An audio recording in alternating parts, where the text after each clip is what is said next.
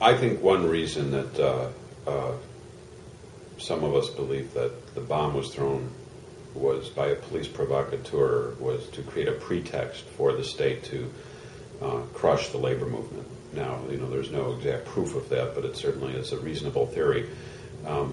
And what we have is a popular movement and a popular uprising taking place, and so the state has to do everything it can on behalf of the business leaders who are financing the crushing of the labor movement to find a way to make the anarchists and the unionists look as evil as possible.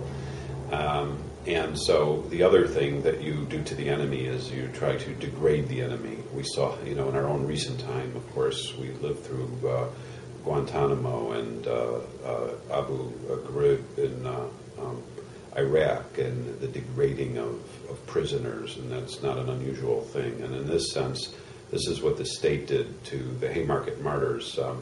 The way they were published, the way that they were viewed, the lack of ability to see their family members the day that they were going to die, the public execution, the strangling as opposed to the breaking of their neck, which would be instantaneous. They strangled them to death, the way they tied the rope and the way that they hanged to torture them. To the probable murder of Louis Ling to make him look like a coward as opposed to a strong man who, in fact, he was the youngest and the strongest in physical look. So this all kind of fits together into the idea of the face of the enemy looking like a weakling, and this was, I believe, an attempt to create a public relations event and crushing the labor movement. However, what we do know is that there was vast support, and this was a popular movement, but at the same time, a great deal of fear. And this, of course, in society is very hard to overcome fear, even though you may support a particular cause. We see it all the time in union organizing. Underneath it all, people support the union, but are afraid because they might get fired, so it's hard to organize. With respect to the Haymarket martyrs, what you see is the day of the funeral on November 12th, this vast procession of people marching down Milwaukee Avenue to downtown Chicago to Grand Central Station, where the train would then take the bodies out to Forest Park, to Forest Home Cemetery. But hundreds of thousands of people were part of this procession that followed the carriages, and people were throwing flowers onto the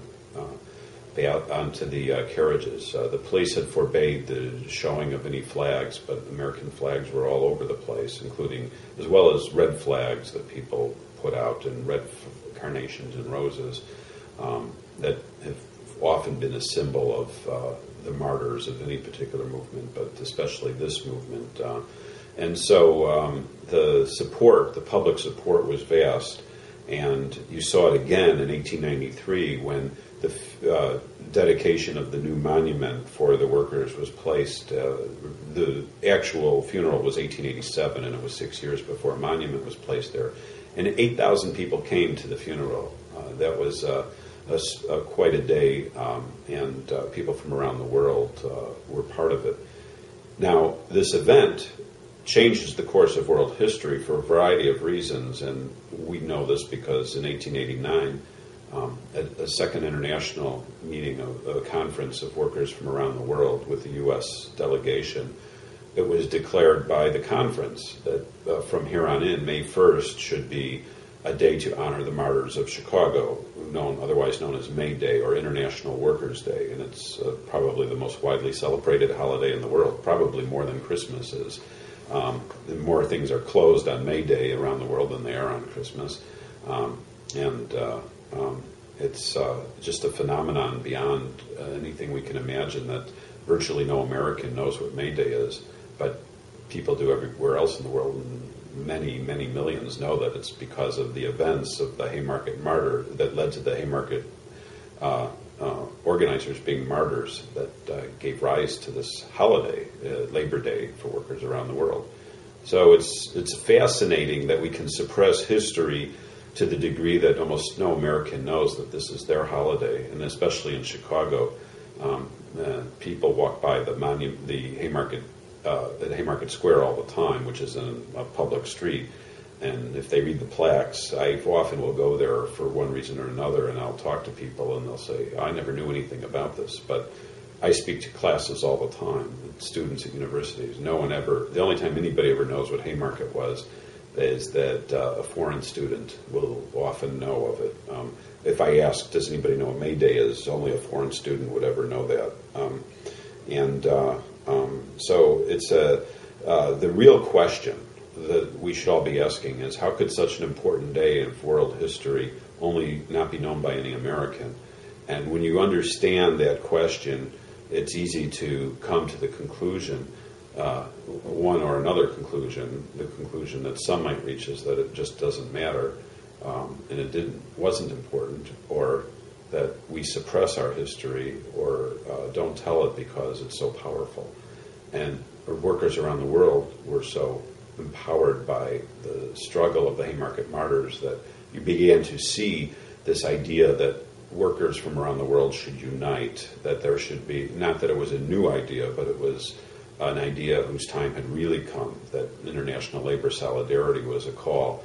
And you see the development of labor parties and revolutionary parties and workers' parties in ways that you had not seen before, so that eventually the way the Americans portrayed May Day was, one, to create a Labor Day the first Monday in September, or following I think that's how it was designated. The first Monday in September would be declared Labor Day, because there was really an effort to try to keep people from celebrating May Day.